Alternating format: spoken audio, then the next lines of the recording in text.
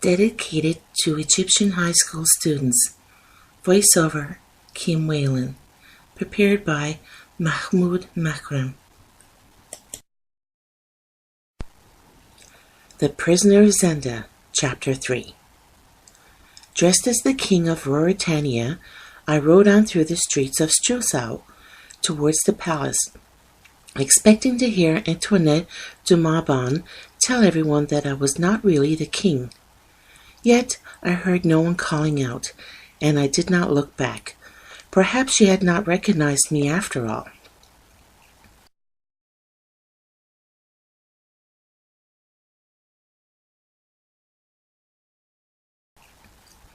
I heard Marshal Straken give an order to his men, and we suddenly entered a poor part of the town where the people were loyal to Duke Michael. "Why have we changed our route?" I asked the marshal.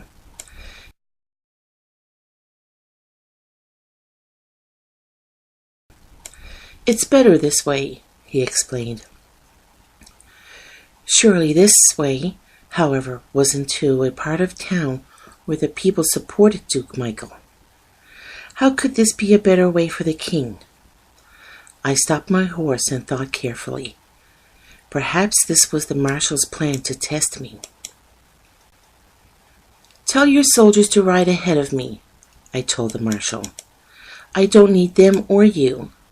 You can wait here until I've continued through the old town alone. I want the people who live here to see that their king trusts them."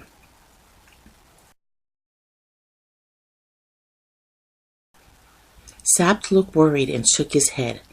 I can see that he thought that this was a very bad idea. Nevertheless, if I was to be a king, I decided I wanted to act like a king. All of my people should like me, not just a few. "Don't you understand me? Tell your soldiers to go," I shouted. The marshal looked surprised, but gave the orders for his soldiers to go ahead, and Sap's face looked even more anxious.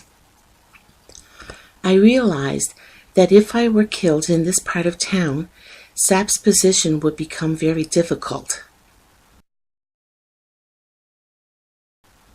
When all the soldiers were out of sight, I rode on my own through the streets of the old town. Now that I was alone on my horse, I realized how white, how clean my uniform seemed compared to the old buildings around me. Narrow streets were lined with hundreds of people, and I could feel their eyes on me. First, people talked quietly, but then I started to hear cheering. I was so close to the people in this poor area that I could easily hear what the people were saying about me.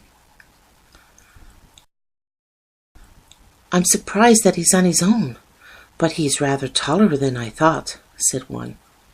"His skin's very white," said another. Although some people smiled and cheered, others were quiet and looked at me angrily. I saw many paintings of the Duke in their windows, and I knew what they thought of me.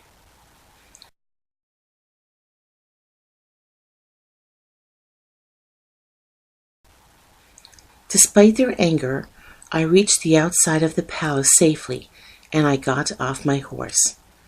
Briefly, I saw Sapt, whose expression was one of relief that I was still alive.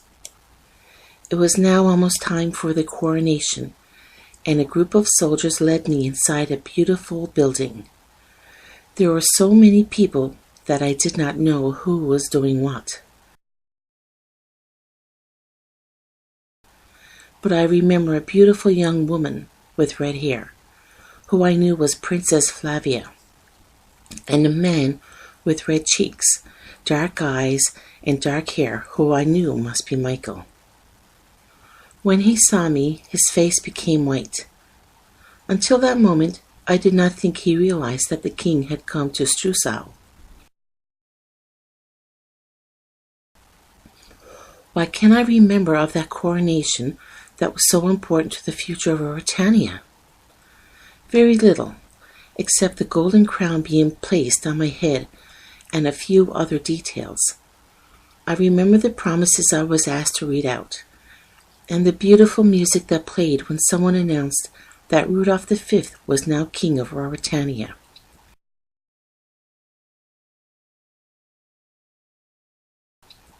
Most of all, I remember being greeted by Duke Michael, whose hand shook with anger when he took his hand in mine, and who would not look at my eyes as he coldly said, "Congratulations." However, no one else, not even the princess, seemed to realize that I was not the real king. So there I stood in the palace for an hour, as if I'd always been king, greeting the many ambassadors and important people who come to see me. I became worried when a man I knew from England, Lord Topham, also came to greet me, but his eyes were so poor that he probably would not have noticed me anyway.